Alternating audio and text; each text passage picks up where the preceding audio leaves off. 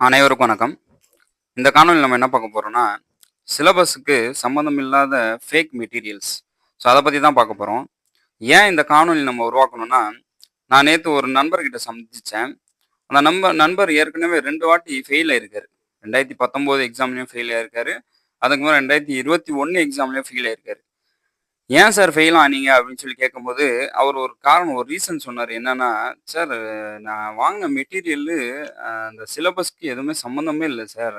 நான் படிச்ச மெட்டீரியலுக்கும், நான் எழுதின எக்ஸாமுக்கும், அந்த கொஸ்டினுக்கும் சம்மந்தம் இல்லாம இருந்துச்சு." அப்படின்னு சொல்லி ஒரு வார்த்தை சொன்னாரு. ஸோ அத அத அது சம்மந்தப்பட்டு தான் நான் இப்போ உங்களுக்கு இந்த காணொளிய போடுறேன். ஏன்னா, இப்போ நெறைய பேர் நம்ம வாங்கியிருப்போம். மெட்டீரியல்ஸ நம்ம வெளியிலேருந்து வாங்கியிருப்போம். ஆ சம நெறைய இன்ஸ்டிடியூஷன்லேருந்து வாங்கியிருப்போம். அது கரெக்ட்டான ஒரு மெட்டீரியலா? அது எக்ஸாம் முடிஞ்சதுக்கப்புறம் நம்ம செக் பண்ணி, அத நம்ம ரியலைஸ் பண்றது அது வேஸ்ட்டு. இப்போ எக்ஸாம் இன்னும் 40 நாட்கள் இருக்கு. ஸோ இப்போவே நம்ம அத ரியலைஸ் பண்றது தான் நமக்கு நல்லது. ஸோ அதனால நீங்க வச்சிருக்கிற சிலபஸ், நீங்க வச்சிருக்கிற மெட்டீரியல் உங்களுடைய இந்த புது சிலபஸ், நீங்க என்ன மேஜர் படிக்கிறீங்களோ, உங்களுடைய புது சிலபஸ்க்கு சம்மந்தம் இருக்கா அப்படின்னு சொல்லி பாருங்க. அந்தந்த டாபிக்ஸ் எல்லாம் உங்களுடைய மெட்டீரியல்ல இருக்கா? கவர் ஆகுதா? அப்படின்னு பாருங்க. அத பார்த்து படிக்க ஆரம்பிங்க. ஸோ நெறைய பேர் என்ன பண்றாங்கன்னா, அப்படியே படிக்க ஆரம்பிச்சுர்றீங்க. ஸோ நெறைய பேரு அ என்ன மெட்டீரியல் குடுத்தாங்களோ, அத நம்பி அப்படியே படிக்க ஆரம்பிச்சுருங்க. அதுக்கப்புறமா எக்ஸாம்ல தோல்வி அடைஞ்சதுக்கு அப்புறமா நீங்க என்ன நெனைக்கிறீங்கன்னா, ஆ சரி, இந்த மெட்டீரியல் சரியில்ல அப்படின்னு சொல்லி நெனைக்கிறீங்க. ஸோ அதுக்கப்புறமா நெனைச்சு நம்ம எந்த பிரயோஜனமும் கிடையாது. நீங்க முன்கூட்டியே, நீங்க இப்போ நமக்கு 40 நாட்கள் இருக்கு.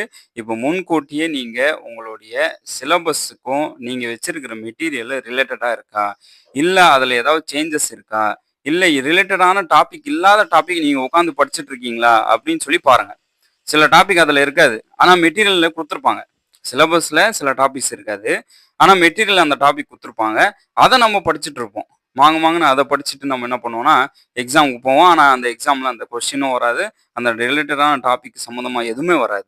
ஸோ அதனால இப்ப நீங்க வச்சிருக்கிற மெட்டீரியல்ல ரிலேட்டடான டாபிக்ஸ் எடுத்து பண்ணுங்க. எல்லா இன்ஸ்டிடியூஷனும் ஓரளவுக்கு யாரும் ஃபேக் மெட்டீரியல் குடுக்க மாட்டாங்க. ஓரளவுக்கு நிகரான மெட்டீரியல் தான் குடுப்பாங்க. ஆனாலும் சில பேர் என்ன பண்ணுவாங்கன்னா, அந்த டாபிக்ஸுக்கு ரிலேட்டடான என்னென்ன டாபிக்ஸ் குடுத்துருக்காங்க, சிலபஸ்ல என்ன டாபிக் குடுத்துருக்காங்களோ, அத மட்டும் படிங்க. வேற எக்ஸ்ட்ரா கூட சில பேர் குடுத்துருப்பாங்க. சில மெட்டீரியல்ல பார்த்தீங்கன்னா, எக்ஸ்ட்ரா நெறைய டாபிக்ஸ் இருக்கும். எக்ஸ்ட்ரா அதுக்கு ரிலேட்டடான சம்மந்தமான டாபிக்ஸ் நெறைய இருக்கும். ஆனா, அதெல்லாம் நம்ம படிச்சுட்டு போனா நமக்கு அங்க கொஸ்டின் கேட்பாங்கன்னா, கேட்க மாட்டாங்க. ஸோ என்ன நமக்கு சிலபஸ்ல குடுத்துருக்காங்களோ, அத மட்டும் கவர் பண்ணிட்டு போங்க. ஸோ அத மட்டும் கவர் பண்ணிட்டு போனாலே போதுமானது. இப்போ உதாரணத்துக்கு, அ என்னுடைய சப்ஜெக்ட் எக்கனாமிக்ஸ்லயே பார்த்தீங்கன்னா, இப்போ ஸ்டாட்டிஸ்டிக்லாம் கேட்டிருக்காங்க. ஸோ ஸ்டாட்டிஸ்டிக், எக்கனாமெட்ரிக்ஸ் இதெல்லாம் கேட்டிருக்காங்க. இதே போன வாட்டி இத கேட்கல. இப்போ சில பேர் எக்கனாமிக்ஸ்ல பார்த்தீங்கன்னா, போன வாட்டி இருந்த சிலபஸோடைய மெட்டீரியலே குடுத்துருப்பாங்க. அதுல ஸ்டாட்டிஸ்டிக்கும் இருக்காது, எக்கனாமெட்ரிக்ஸும் இருக்காது. அவங்க என்ன பண்ணுவாங்கன்னா, இந்த 2 டாபிக்க மிஸ் பண்ணிட்டு போவாங்க. ஆனா இந்த 2 டாபிக் பத்தி அங்க கொஸ்டின்ஸ் கேட்டிருப்பாங்க. ஸோ அப்போ இவங்க என்ன வந்து சொல்லுவாங்கன்னா, இந்த மெட்டீரியல்ல அது இல்ல. அதனால நான் அது அட்டெண்ட் பண்ணல. அதனால நான் ஃபெயில் ஆயிட்டேன் அப்படின்னு சொல்லுவாங்க. இது எக்ஸாம்பிள்க்கு நான் சொல்றேன். ஸோ இந்த மாரி தவறு நீங்க பண்ணாதீங்க. நீங்க வச்சிருக்கிற மெட்டீரியலும் உங்களுடைய சிலபஸ் கரெக்ட்டா இருக்கா அப்படின்னு சொல்லி பாருங்க.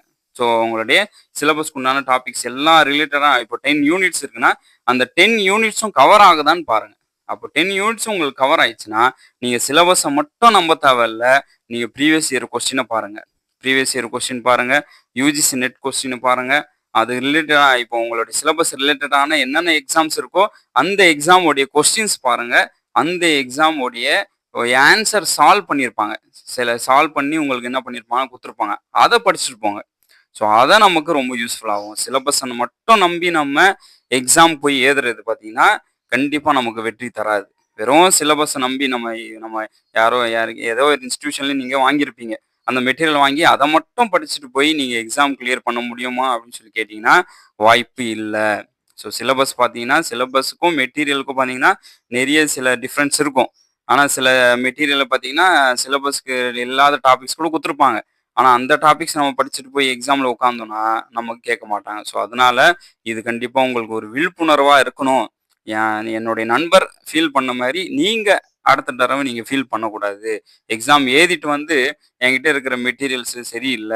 அதனால நான் ஃபெயில் ஆயிட்டேன் அப்படின்னு சொல்லி அந்த காரணம் நீங்க சொல்லக்கூடாது. நீங்க ஃபெயில் ஆனா நீங்க மட்டும் தான் அதுக்கு உண்டான காரணம் தவிர, மெட்டீரியல்ஸோ இல்ல வேற எதுவுமே உங்களுக்கு காரணமே கிடையாது. நீங்க மட்டும் தான் பொறுப்பு. நீங்க ஃபெயில் ஆனாலும் நீங்க மட்டும் தான் பொறுப்பு. பாஸ் ஆனாலும் அதுக்கு நீங்க மட்டும் தான் பொறுப்பு.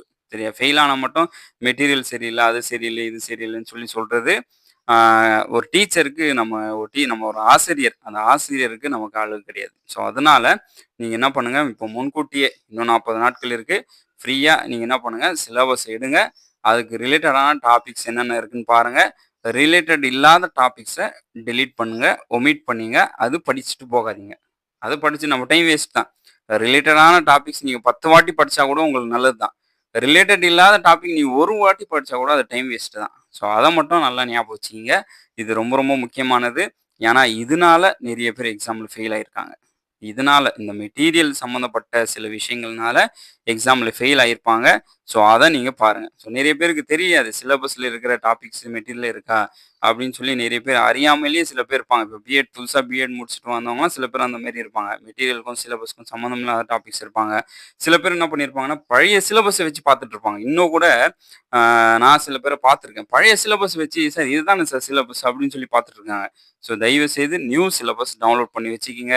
இல்ல நீங்க ஏற்கனவே எங்கேயாவது இன்ஸ்டிடியூஷன்ல வாங்கியிருந்தீங்கன்னா, அங்க நியூ சிலபஸ் நீங்க கேட்டு வாங்கிட்டு, அதுக்குண்டான மெட்டீரியல்ஸ் கரெக்ட்டா இருக்கான்னு பாருங்க. மெட்டீரியல்ஸ்ல இருக்கிற டாபிக்ஸு, நியூ சிலபஸ்க்குள்ள டாபிக்ஸு, அந்த டாபிக்ஸ் ரிலேட்டடான டாபிக்ஸ் மட்டும் படிங்க. எக்ஸ்ட்ரா ஏதாவது உங்களுக்கு குடுத்துருந்தாங்கன்னா, அது படிக்காதீங்க. எக்ஸ்ட்ரா ஏதாவது கொஸ்டின் ஆன்சர்ஸ் ஏதாவது இருந்துச்சுன்னா, அத வேணா சால்வ் பண்ணுங்க. ஏன்னா, நமக்கு மிக மிக நாட்கள் ரொம்ப ரொம்ப குறைவா இருக்கு. ஸோ, இந்த வெற்றி பயணம் இந்த நாட்கள் பார்த்தீங்கன்னா, நமக்கு வெற்றி பயணத்த அடைய வேண்டிய ஒரு நாட்கள். வெற்றிய அடைய வேண்டிய ஒரு நாட்கள். ஸோ, இந்த நாட்கள நீங்க வேஸ்ட் பண்ணாதீங்க. இது ரொம்ப ரொம்ப நமக்கு முக்கியமானது. அதிகமான கொஸ்டின்ஸ் பிராக்டிஸ் பண்ணுங்க. இந்த எம்சிக்யூ கொஸ்டின்ஸ் எல்லாம் அதிகமா பிராக்டிஸ் பண்ணுங்க. அதுதான் நமக்கு ரொம்ப ரொம்ப ஹெல்ப்ஃபுல் ஆகும். ஸோ, ஜிகே எஜுகேஷன் சைக்காலஜி பொறுத்தவரைக்கும், நம்ம வச்சிருக்கிற மெட்டீரியல்ஸ்லேருந்து தான் கேட்பாங்களா சார்? அப்படின்னு சொல்லி சில பேர் கேட்குறாங்க. ஜிகே எஜுகேஷன் சைக்காலஜி பார்த்தீங்கன்னா, மெட்டீரியல்ஸ்லேருந்து தான் கேட்பாங்களா? அப்படின்னா கிடையாது.